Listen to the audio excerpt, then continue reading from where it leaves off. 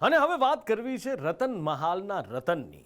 ઘણા સમયથી સમયાંતરે ગુજરાતમાં એક વાત ઉઠતી આવે છે કે ગુજરાતના જંગલમાં વાઘ આવ્યો છે, પણ દર વખતે આ વાત ખોટી સાબિત થાય છે અથવા તો અફવા સાબિત થાય છે. પણ આ વખતે સાચેમાં ગુજરાતમાં વાઘ આવ્યો છે અને છેલ્લા 9 મહિનાથી વાઘે ગુજરાતને એનું નવું મુકામ બનાવ્યું છે. આ નવો મહેમાન ક્યાંથી આવ્યો, કેવી રીતે આવ્યો અને હવે એનો વંશવેલો ગુજરાતમાં આગળ વધે, ગુજરાતના જંગલો પણ વાઘ જોવા મળે, એના માટે શું થઈ રહ્યું છે? આ મહેમાનની આગતા સ્વાગતા માટે સરકારે વન વિભાગે શું વ્યવસ્થા ઊભી કરી છે એ જુઓ. ગુજરાતમાં વાઘ આવ્યો રે વાઘ. ગુજરાતના જંગલોમાં હવે સિંહોની ડણક સાથે વાઘની દહાડ પણ સંભળાશે, કારણ કે સિંહોની ભૂમિ તરીકે ઓળખાતા ગુજરાતમાં હવે વાઘની પણ એન્ટ્રી થઈ છે. પંચમહાલ અને દાહોદના જંગલ હવે વાઘનું નવું સરનામું બન્યું છે. આ વાતની પુષ્ટિ વન વિભાગે અને પર્યાવરણ મંત્રી ખુદે કરી છે. સારી બાબત છે કે આપણો આમ જે જંગલ વિસ્તાર છે સાઉથ ગુજરાત અને સેન્ટ્રલ ગુજરાતનો, એ વાઘની વસ્તી માટે અનુકૂળ તો છે જ.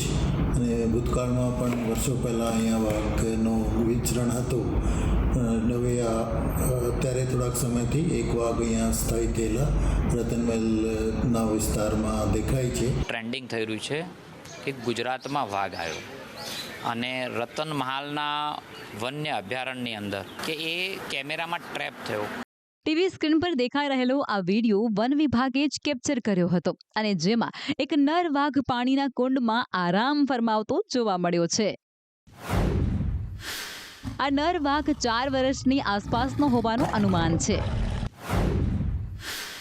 9 માસથી તેને રતનમહાલના જંગલને ઘર બનાવ્યું છે,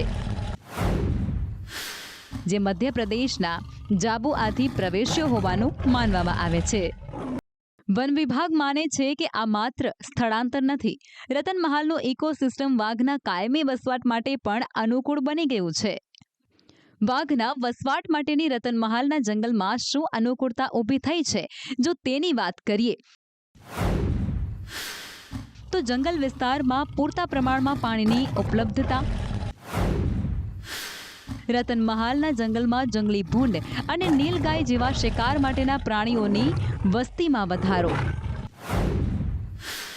જંગલ વિસ્તારમાં ઓછી માનવીય દખલ અને ત્યાંનું ભૂગોળ એટલે કે પહાડી અને ગીચ જંગલ જે વાઘને છુપવા માટે પણ આશ્રય આપે છે.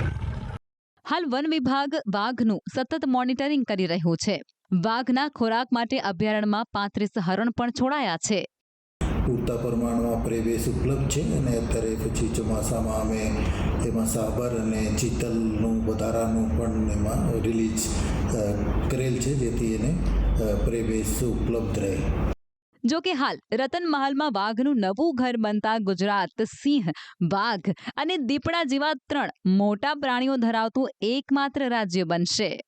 આ રીતે આપણે ત્યાં જે 4 બિગ કેટ માનવામાં આવે છે, દીપડા, સિંહ અને વાઘ, આ 4માંથી 3 જે કુદરતી રીતે જ બિગ કેટની હાજરી ગુજરાતમાં જોવા મળી છે.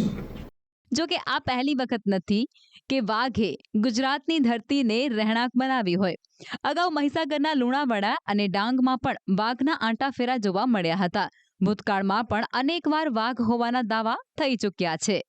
ગુજરાત સિંહોની ધરતી તરીકે વિશ્વભરમાં ઓળખાતું રાજ્ય, પરંતુ હવે આ ધરતી એક નવા અધ્યાયનું સ્વાગત કરી રહી છે. આપ મારી પાછળ જે જોઈ રહ્યા છો તે છે ધાનપુર તાલુકાના કંજેટા વિસ્તારમાં આવેલ રતનમાળ જંગલ વિસ્તાર. આ જંગલમાં ફરી એક વખત વાઘ જોવા મળ્યો હોવાની પુષ્ટિ થઈ છે.